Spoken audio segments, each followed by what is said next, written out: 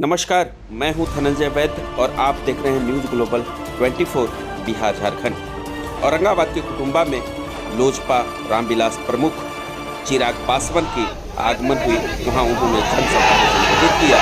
जनसभा के दौरान उन्हें जोरदार स्वागत किया गया। वहीं पार्टी को मजबूत बनाने के उद्देश्य से कई कार्यकर्ता शामिल हुए। वही कार्यकर्ताओं में काफी उत्साह देखी गई। देखिए ऊर्जा बताएगी, हम लोग कार्यकर्ता हैं। कार्यकर्ता का मतलब ही होता है कार्य करना।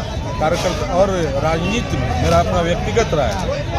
हम किसी झंडे के नीचे अगर काम कर रहे हैं, वो झंडा मेरे लिए प्लेटफार्म हो सकता है, लेकिन मेरा मूल काम समाज का कल्याण है, सामाजिक कार्य करना है, लोगों के कष्टों को दूर करने में सहायता करना है, जन की लड़ाई लड़ना है।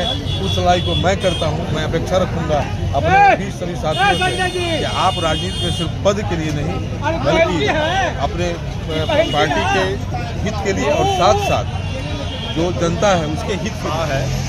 और ये जहाँ भी जाते हैं इनका सोच भी MY समीकरण का इनका ऐलान है, बिहार फर्स्ट, बिहारी फर्स्ट का।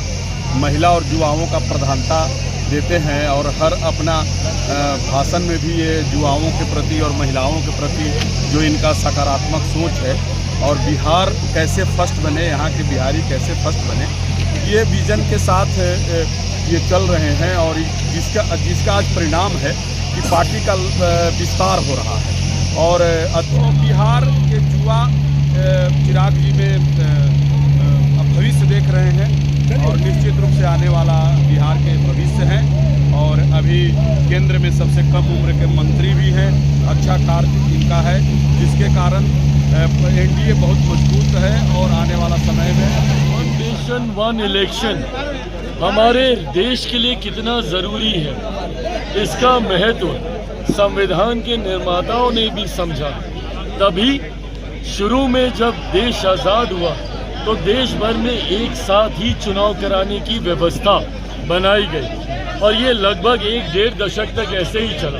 60 के दशक में जब अलग अलग राज्यों में बीच में ही सरकारें गिरने का सिलसिला शुरू हुआ, उसके बाद से इस व्यवस्था में थोड़ी सी दिक्कत आने लगी। पर आज की तारीख में जिस तरीके से बार बार देश में चुनाव होने से आर्थिक बोझ जिस तरीके से देश में पड़ता है, जिसका सीधा असर हमारी देश की आबादी पर, देश के लोगों पर, उन टैक्स पेयर्स पे होता है जो कहीं ना कहीं देश के विकास में अपना योगदान निभाते हैं, पर उस विकास के पैसे को लगातार चुनावी प्रक्रिया में इस्तेमाल किया जाता है। अभी भी आप देख लीजिए, 5-6 महीने पहले लोकसभा के चुनाव हुए, उसके ठीक बाद हरियाणा और जम्मू कश्मीर के चुनाव, उसके बाद झारखंड और महाराष्ट्र के चुनाव। आज हम लोग दिल्ली के चुनाव की तैयारी कर रहे हैं, उसके बाद बिहार के चुनाव, फिर असम के चुनाव। ऐसे में मॉरल कोड ऑफ कंडक्ट लगने से भी विकास की परियोजनाओं की गति रुकती है।